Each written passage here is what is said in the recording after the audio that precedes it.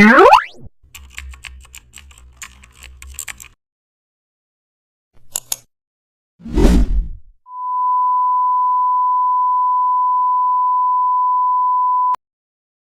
back to the channel. Don't forget to like, share, and subscribe for more updates.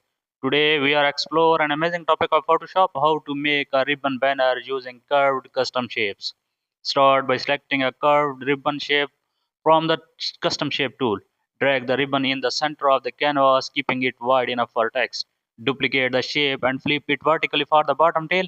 Connect both ribbon parts using a small rectangle shapes and add a bevel effect to simulate folded paper's edges. Apply a soft gradient to enhance the ribbon's flow. Add drop shadows between folds for realistic layering.